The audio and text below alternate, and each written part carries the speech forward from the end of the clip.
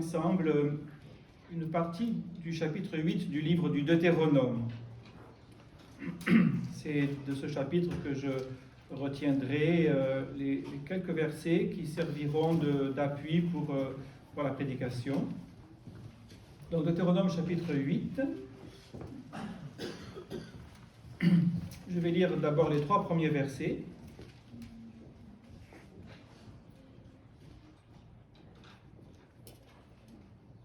Voilà, on a entendu tout à l'heure, au début de ce culte, que la loi est parfaite comme Dieu.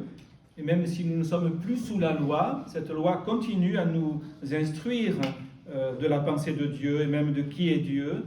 Et donc, notre cœur reste attaché à la loi, n'est-ce pas? La grâce n'a pas aboli la loi, elle nous introduit dans une nouvelle manière de recevoir cette loi. Mais c'était déjà vrai au temps de Moïse. Et donc, c'est comme ça que nous écoutons ces paroles maintenant. Deutéronome 8. Vous observerez, vous mettrez en pratique tous les commandements que je vous prescris aujourd'hui, afin que vous viviez, que vous multipliez, que vous entriez en possession du pays que l'Éternel a juré de donner à vos pères. Souviens-toi de tout le chemin que l'Éternel, ton Dieu, t'a fait faire pendant ces 40 années dans le désert, afin de t'humilier et de t'éprouver, pour savoir quelles étaient les dispositions de ton cœur, et si tu garderais ou non ses commandements. Il t'a humilié, il t'a fait souffrir de la faim, il t'a nourri de la manne que tu ne connaissais pas, que n'avaient pas connu tes pères, afin de t'apprendre que l'homme peut vivre non seulement de pain, mais de tout ce qui sort de la bouche de l'Éternel. Un peu plus loin, au verset 6, tu observeras les commandements de l'Éternel ton Dieu pour marcher dans ses voies et pour le craindre. Car l'Éternel ton Dieu va te faire entrer dans un bon pays de cours d'eau, de sources et de lacs qui jaillissent dans les vallées et dans les montagnes, pays de froment, d'orges, de vignes, de figuiers, de grenadiers, pays d'oliviers et de miel. Plus loin au verset 10, lorsque tu mangeras et te rassasieras, tu béniras l'Éternel ton Dieu pour le bon pays qu'il t'a donné. Garde-toi d'oublier l'Éternel ton Dieu, au point de ne pas observer ses commandements, ses ordonnances et ses lois que je te prescris aujourd'hui.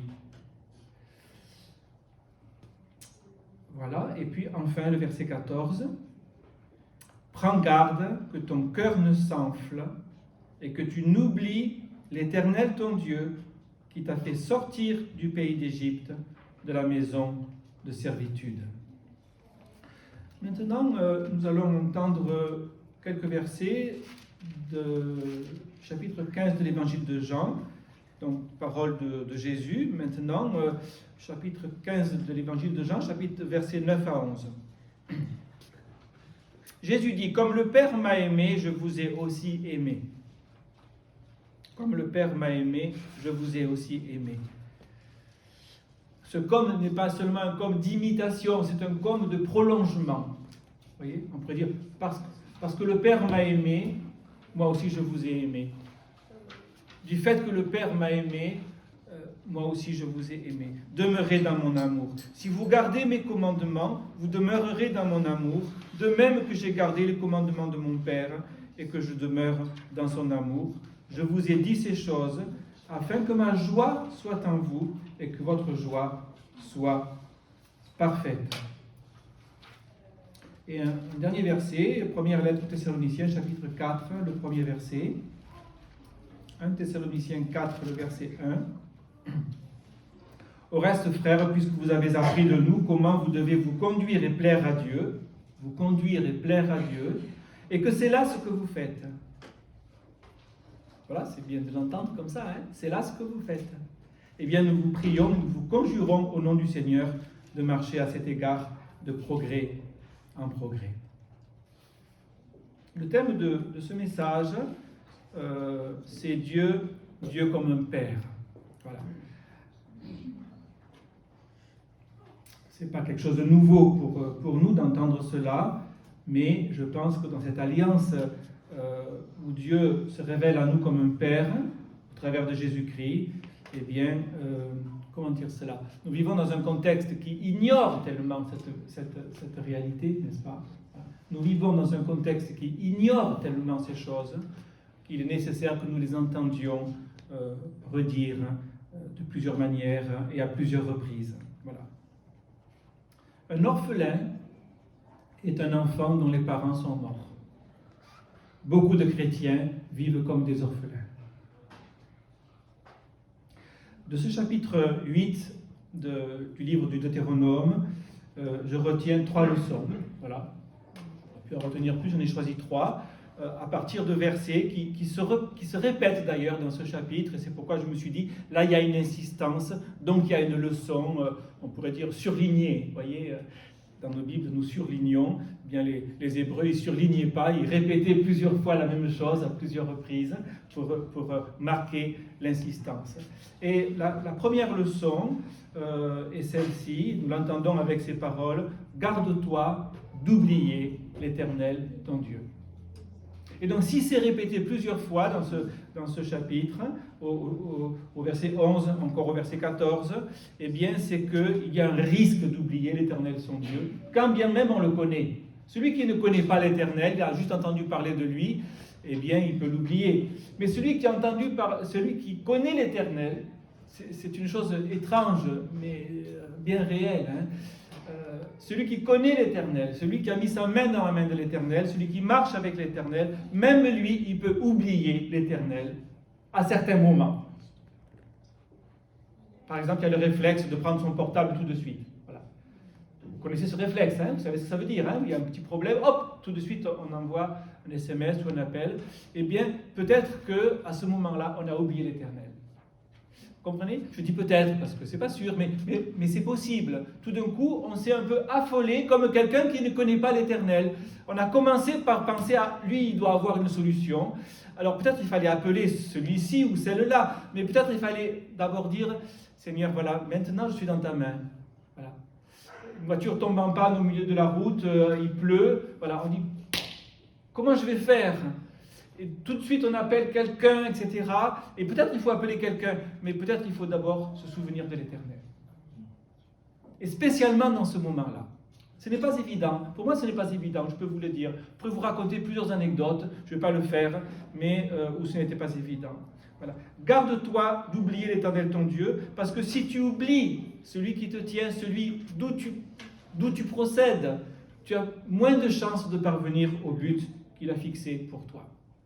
Cela, vous voyez, la Bible le dit bien sûr, mais même les psychologues, les sociologues le disent aussi. Une population, une génération, une civilisation qui oublie ses racines perd son objectif.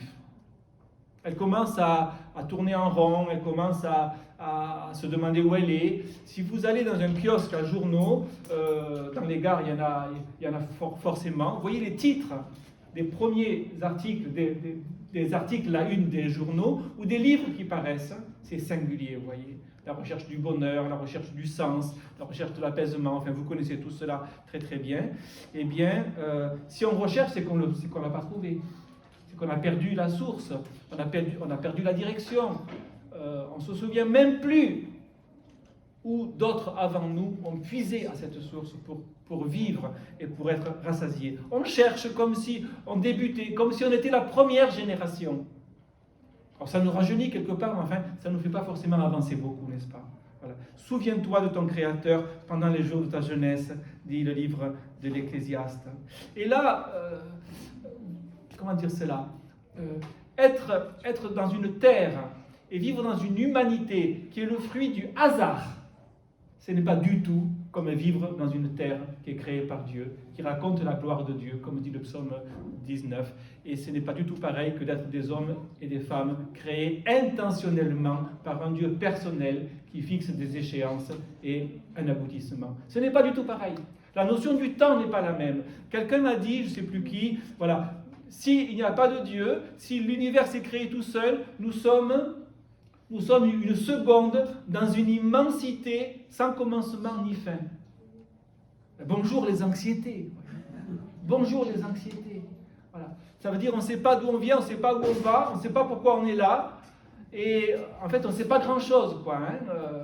Même si nos smartphones nous donnent des renseignements à n'en plus finir, eh bien, il nous manque des éléments, comment dirais-je, qui balisent la route, qui nous disent simplement d'où on vient et d'où on va.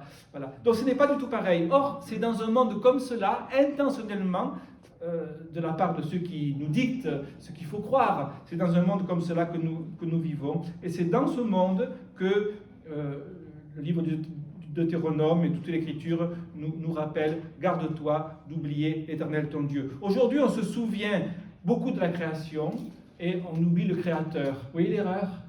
Voilà. Ah, 2 degrés, alors 2 degrés, peut-être j'ai dit ça il y a un mois quand je suis venu déjà, mais ce n'est pas grave. Voilà. 2 degrés, c'est la fin des espèces, et comme l'homme est une espèce parmi les autres, eh bien, commençons à nous inquiéter. Et donc c'est le slogan de personnes bien relayé par les médias.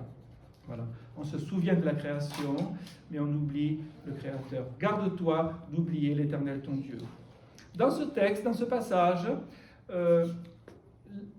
l'Éternel qui s'exprime par la bouche de Moïse s'exprime en tant que créateur, mais aussi en tant que rédempteur. Je suis l'Éternel qui t'a fait sortir du pays d'Égypte. C'est encore autre chose, n'est-ce pas? La dimension de la création est très importante. Dans nos églises réformées évangéliques, on aime la doctrine de la création. Mais on ne s'arrête pas là. Voilà, il y a aussi la rédemption. Donc celui qui nous a créés, c'est aussi celui qui tend sa main secourable, celui qui nous délivre. C'est celui qui a fait la promesse afin que vous entriez dans un pays que l'Éternel a juré de donner à vos pères. Donc ce n'est pas simplement le commencement, c'est aussi l'aboutissement qui est borné, qui est défini, qui est dans la pensée de Dieu et qui est révélé. Voilà. Tout cela est en lien avec le 6e commandement du Décalogue: honore ton père et ta mère. Donc souviens-toi de ton père et ta mère qui t'ont porté, qui t'ont conçu, qui t'ont donné à manger, qui t'ont porté dans leurs bras, qui t'ont appris tant de choses. Souviens-toi, honore ton père et ta mère, comme l'Éternel ton Dieu te l'a ordonné, afin que tes jours se prolongent et que tu sois heureux dans le pays que l'Éternel ton Dieu te donne. Et donc il y a un lien entre la piété que l'on doit à ses parents, le mot piété est employé par l'apôtre Paul dans la 2e à Timothée, la piété, l'honneur, la révérence que l'on doit envers ses parents, et l'honneur et la révérence que l'on doit à Dieu. Et dans les deux cas, il y a l'origine de notre vie qui est concernée, et aussi l'aboutissement de notre vie. L'apôtre Paul, dans Éphésiens 6, précise: c'est un commandement avec une promesse. Ce commandement, se souvenir de son père et de sa mère, se souvenir de Dieu, afin d'entrer dans les projets que Dieu a conçus pour nous, précisément, c'est un commandement avec une promesse, afin que tu sois heureux. Et donc, quand je lis cela, je me dis, il y a 2 bénéficiaires. Il y a 2 bénéficiaires, les parents et les enfants. Parce que des parents qui sont honorés, ils sont bénéficiaires, il n'y a pas de doute. Qu'est-ce qu'on peut apporter de plus précieux à des parents que l'honneur qui viennent des enfants, que ces enfants qui ont été élevés. Voilà. Honorer ses parents, c'est conforme à la pensée de Dieu, ça honore, ça valorise, ça réjouit les parents, mais les enfants aussi sont bénéficiaires, afin que tu vives longtemps dans le pays que Dieu te donne. Et là me revient cette parole de Charles Spurgeon, que je cite volontiers aussi, et qui montre également qu'il y a deux bénéficiaires. La parole de Spurgeon dit ceci: « Chrétien, cesse d'offenser ton Seigneur en portant sans cesse un front soucieux. » Ça me parle beaucoup, je dois dire. Voilà. Chrétien, cesse d'offenser ton Seigneur en portant sans cesse un front soucieux. Et vous voyez comme il y a comment dirais-je, les bénéficiaires de ceux qui vont recevoir cette parole sont doubles. Ne plus se faire de soucis, c'est meilleur pour la santé. On peut dire ça comme ça. C'est mieux pour la santé de ne pas se faire de soucis excessifs en tout cas. On se préoccupe de ceci, cela, mais de ne pas se faire de soucis, ça ne prolonge pas notre année, même d'une coudée, vous voyez, et donc même ça peut la raccourcir éventuellement.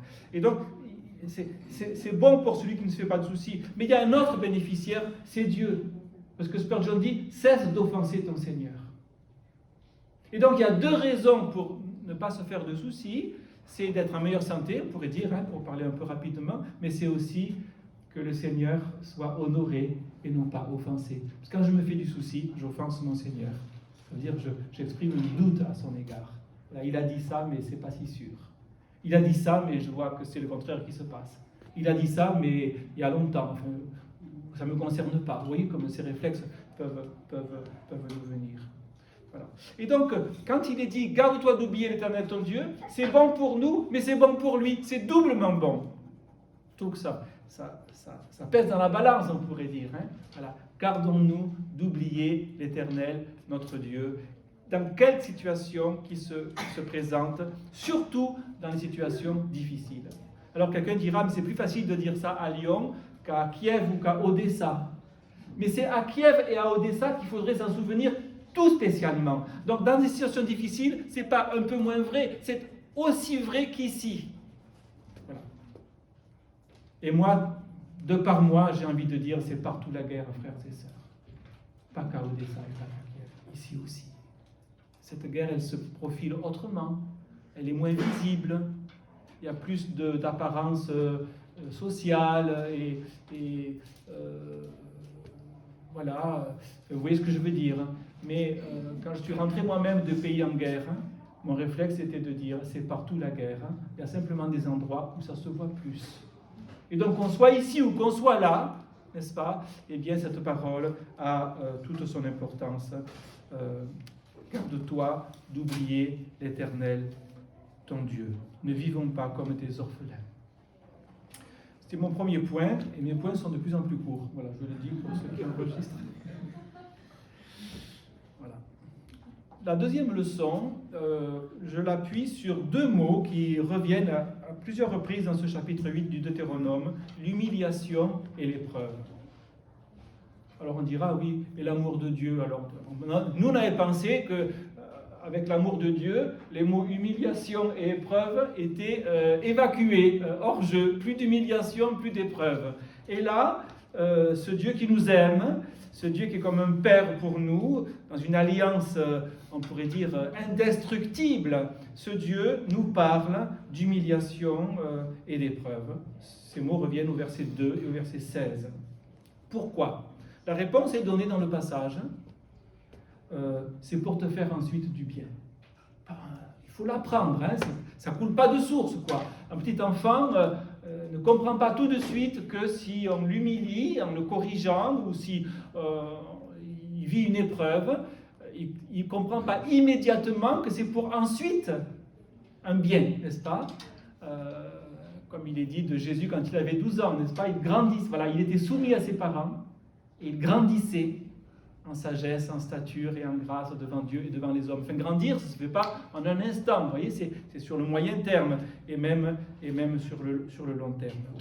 Donc il se pourrait que nous-mêmes, qui ne sommes plus des enfants, que les enfants sont partis, enfin certains sont au fond, je crois, il se pourrait que nous-mêmes nous ayons de la peine à comprendre pourquoi il faut cette étape, cette case humiliation et épreuve. C'est comme dans le jeu de loi, il y a une case, il y a des cases moins sympathiques que d'autres, Il y a des cases de prison, ou je ne sais pas quoi, cachot, oubliette. Bon.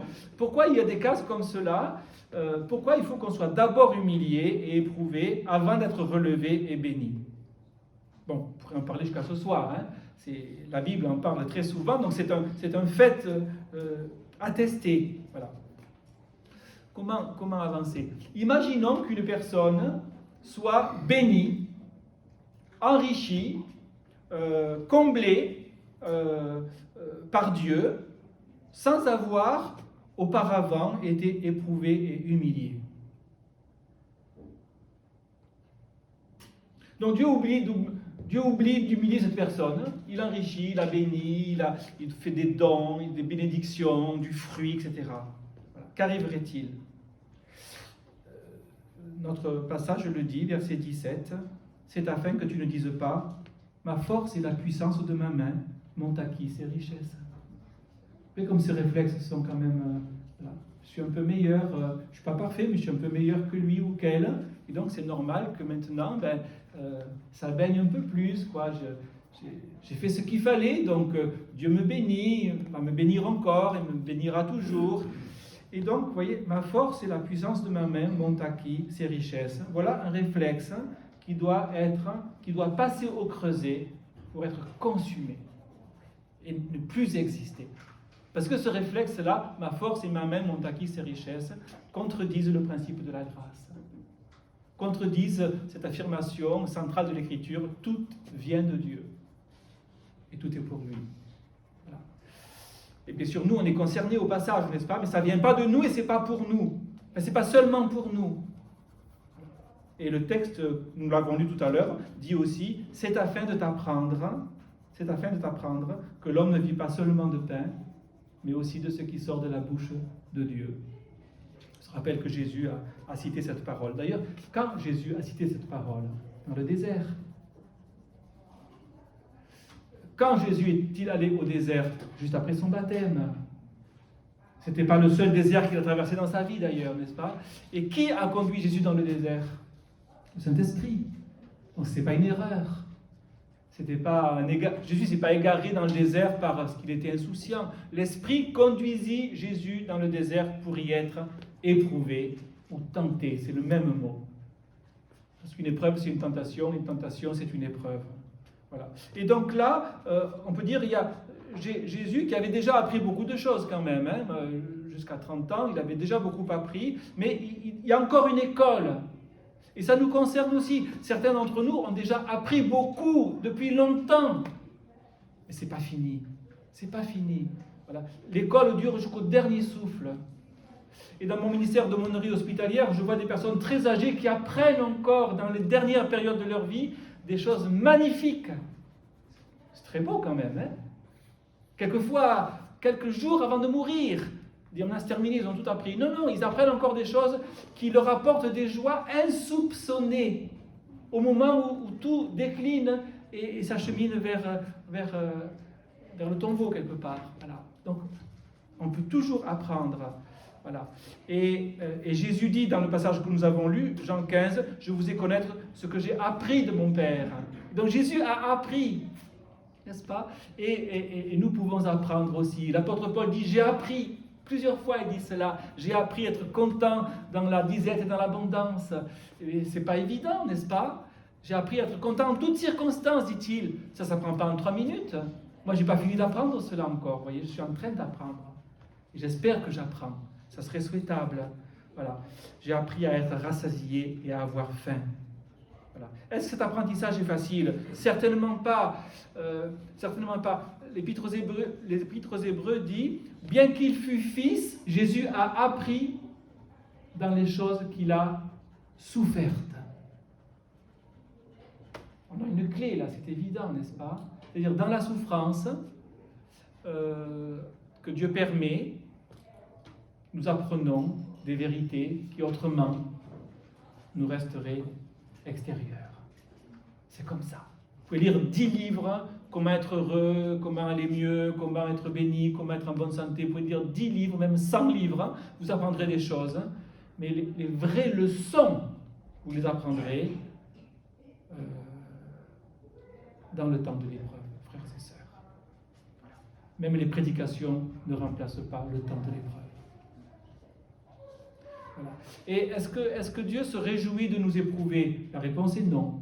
C'est écrit textuellement, Lamentation de Jérémie. Ce n'est pas volontiers qu'il afflige, qu'il humilie les enfants des hommes. Ce n'est pas volontiers. Voilà. Mais comme un père a compassion, on l'a lu tout à l'heure, psaume 103, l'Éternel a compassion de ceux qui le craignent. Et donc c'est une pédagogie qui est nécessaire dans la situation qui est la nôtre. Voilà. Dieu châtie comme un homme châtie son fils. Le verbe châtier nous embarrasse. On a de la peine à le conjuguer avec le verbe aimer, n'est-ce pas? Mais le texte dit, c'est parce que Dieu nous aime qu'il nous corrige. Supporter la correction. Donc correction, ça veut dire pas forcément une raclée. Correction, ça veut dire qu'on est corrigé, quoi. On va par là, il faut aller par là. Et constamment, on a besoin d'être corrigé. Constamment, pour trouver ce qui est juste, n'est-ce pas? Il n'y a pas de justice, il n'y a pas de chose juste sans correction. Dans le sens positif du verbe corriger, n'est-ce pas? Mais Dieu nous corrige comme des fils. Supporter la correction, car c'est comme des fils des filles que Dieu nous traite. C'est pour nous faire du bien ensuite. Voilà. C'est pour nous faire grandir. Et le texte de l'Épître aux Hébreux, chapitre 12, que je mentionne, dit de manière très réaliste, il est vrai que tout châtiment semble d'abord un sujet de tristesse et non un sujet de joie. Mais il produit plus tard, pour ceux qui ont été ainsi exercés, un fruit paisible de justice. Et nous aimerions avoir le fruit paisible de justice sans passer par l'humiliation et par l'épreuve. En tout cas moi, mais ce n'est pas possible. Quelque part, ce n'est pas possible. Voyez, les meilleurs moments entre les parents et les enfants, ce n'est pas quand on a donné des cadeaux, c'est après une correction que l'enfant a accepté et qu'on se retrouve avec une relation restaurée. Voilà. C'est parce que je t'aime. C'est parce que je t'aime. Plus tard, voilà, la correction produit plus tard un fruit paisible de justice. Admettons que ce plus tard, ça peut être quelques minutes, quelques heures, quelques jours, quelques années. Pourquoi? Je ne veux pas vous l'expliquer ce matin. Voilà. C'est pour nous faire grandir. Le repas du Seigneur qu'on va partager, je crois, nous illustre cela, n'est-ce pas? Parce que le repas du Seigneur, tout au long de notre vie, associe la joie et l'humiliation. En tout cas, je le dis comme ça, et je pense que c'est juste, parce que c'est quand même comme des pécheurs que nous nous approchons. C'est comme des héritiers, c'est comme des enfants de la maison. Nous entendons le Père qui nous dit, voilà, mon enfant, tout ce que j'ai est à toi. Dès maintenant. Donc c'est un repas d'espérance et de joie, où notre regard se porte sur le royaume de Dieu accompli, les noces de l'agneau, la présence du Seigneur. Voilà, nous disons et nous vivons ces choses avec le repas du Seigneur, mais ce repas nous fait passer quand même chaque fois par la case humiliation. Voilà, c'est pour des pécheurs que le juste a donné son sang.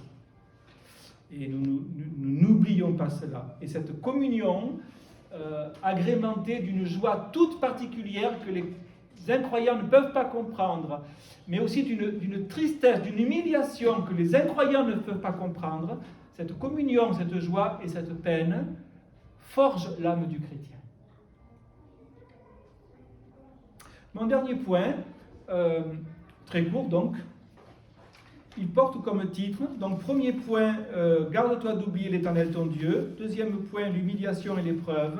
Troisième point, qui tient en une formule, que j'aime bien, que j'aime beaucoup, l'obéissance par amour. Voilà, ça pourrait faire l'objet d'une prédication, mais je vais juste dire quelques mots à ce sujet. Je donnerai mes notes à Kalou, à Denis, enfin voilà, ils pourront les diffuser s'ils veulent. L'obéissance par amour.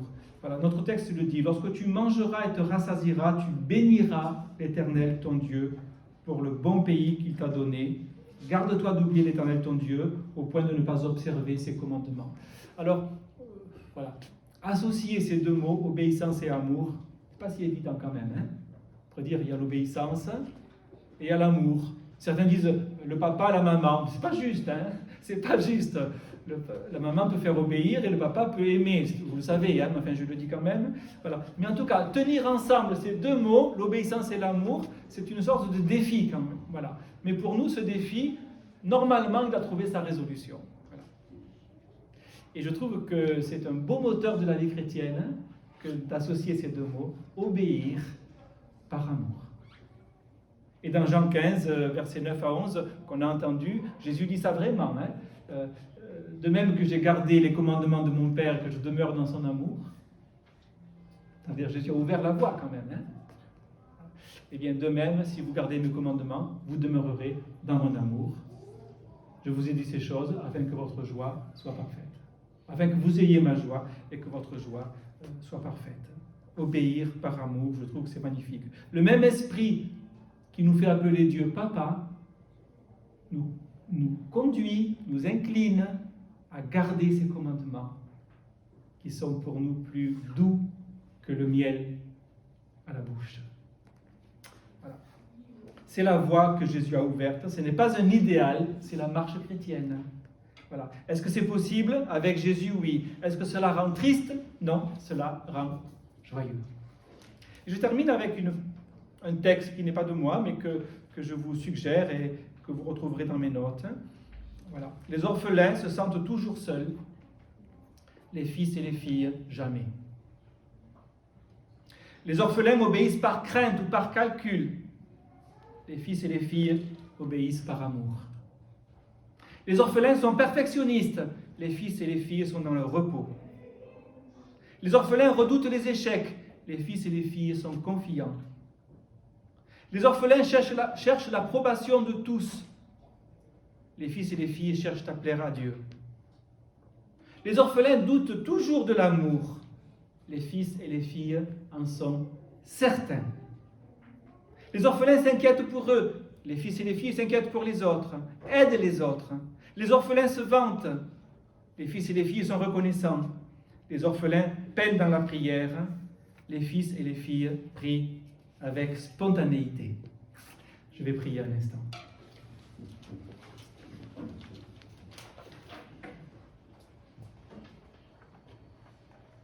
Seigneur, merci d'avoir non seulement fait entendre des paroles justes, mais d'avoir ouvert la voie. Tu ne nous mets pas devant des buissons d'épines ou des murs infranchissables. Tu nous mets devant une voie ouverte, avec une porte ouverte. Cette voie, c'est Jésus.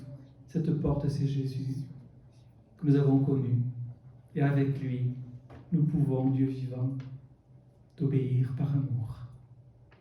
Inscris cela encore, Seigneur. Renouvelle cette vision, cette conviction, cette détermination dans nos cœurs. Obéir par amour. Père Céleste, au nom et pour l'honneur de Jésus. Amen.